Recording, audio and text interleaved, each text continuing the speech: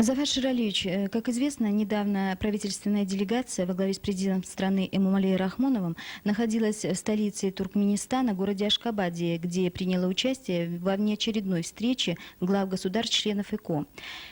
И мне бы хотелось узнать, чему был посвящен Ашхабадский саммит и какое значение он имеет для нашей республики. Ашхабадский саммит Организации экономического сотрудничества был в основном посвящен определению приоритетов в развитии транспортной и коммуникационной инфраструктуры и сети транснациональных трубопроводов в регионе Организации экономического сотрудничества. Это международная организация, основанная в 1985 году Ираном, Турцией и Пакистаном, в 1992 году расширилась за счет вступления в нее 6 государств СНГ – Казахстана, Кыргызстана, Узбекистана, Таджикистана, Туркменистана, а также Афганистана. По итогам Ашхабадского саммита Организации экономического сотрудничества, на внеочередном заседании которого выступили все 10 лидеров стран-членов Организации экономического сотрудничества, а также представители авторитетных международных организаций и финансовых институтов, была принята очень важная декларация. Ашхабадская декларация о развитии транспортной и коммуникационной инфраструктуры и сети транснациональных трубопроводов в регионе ЭКО. В этом документе, в частности, отмечается, что соответствующие власти стран-членов ОАЭС могут принять необходимые меры по завершению оставшихся автомобильных и железнодорожных взаимоувязок в регионе Организации экономического сотрудничества, обеспечивающих Таджикистану, Афганистану, Азербайджану, Казахстану, Кыргызстану, Туркменистану и Узбекистану адекватный доступ к портам Пакистана, Ирана и Турции.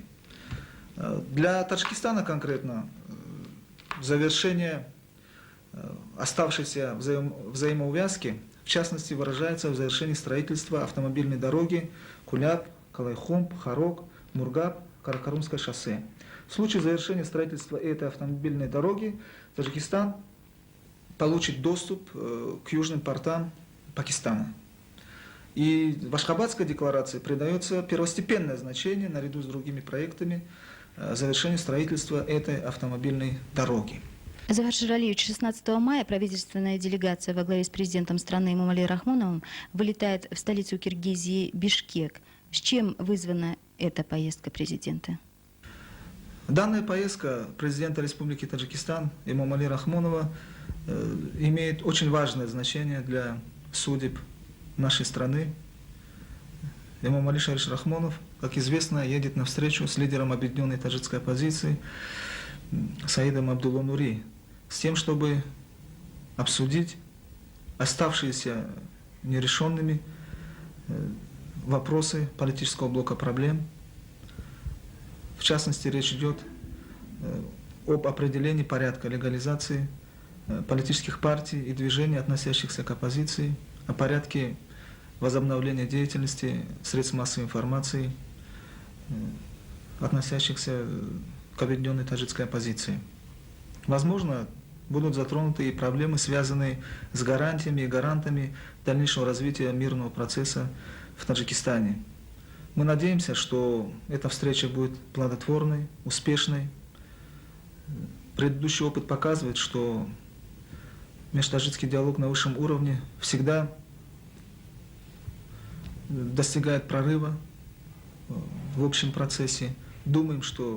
Надеемся, что и на этот раз удастся добиться прорыва, поставить точку над «и», подписать соответствующие документы, после чего в соответствии с ранее достигнутыми договоренностями Комиссия по национальному примирению должна приступить к своей деятельности, должен начаться переходный период, практический процесс национального примирения.